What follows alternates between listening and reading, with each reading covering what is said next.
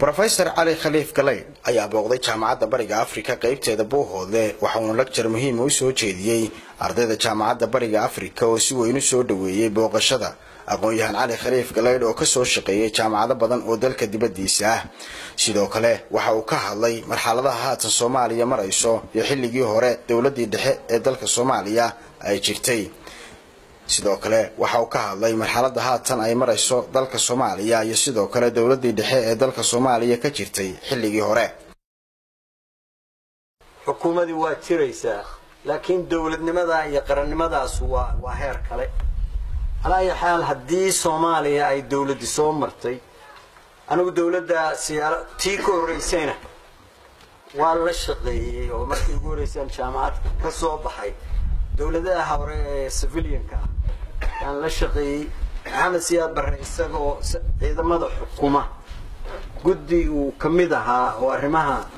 شبوتي برايم مينستر كي مركاتشري لو صاري يعني حك هيو وها قدي داس هاد سياد برهنا مركا إذا مدو حكومي محمد عبشر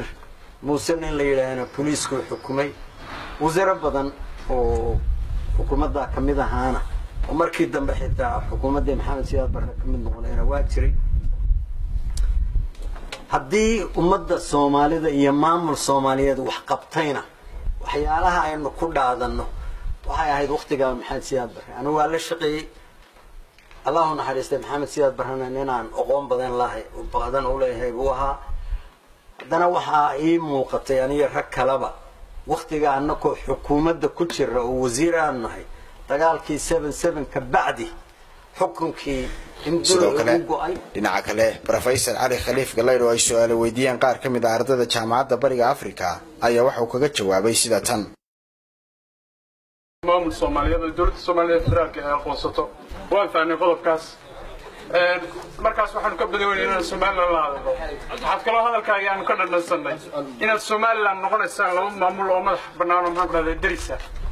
marka sidee macquul u tahay dowladda Soomaaliyeed ee federaalka baan ka rajo dhigay inaan maamul madax bannaan noqdo marka Soomaaliland baan kala hadlayaa inaan halkaas macquul soo tahay aan cadayso waxaan kaloo rabaa in loo kala saarto wadahadalka Soomaaliland iyo Khaatumo ما لما مملكة كان مدح بنان سيد هذا الكلام كذا دنسله أو هذا بلغوه الصينية يا درسة والصوماليات مثل مملكة الصومال لام بدل كوضة ما لو ما تصدق ورده وهذه دنجيده كحقة تنبوي ورعدي هيسا alternative بديل ذاتك الصولية سناقية عين أو هيسا هاد برهانك وعمر وحمركي دويتيري waxa loo sameeyay Khaatumo inay dagaal gasho dhulka xoreyso war 24 qof ama 30 qof ee baarlamaanka iyo xukuumadda ah cid ka filaysa inay iyagu jaamacadda Fishka caalamiga ee Wabari TV Buuhoodle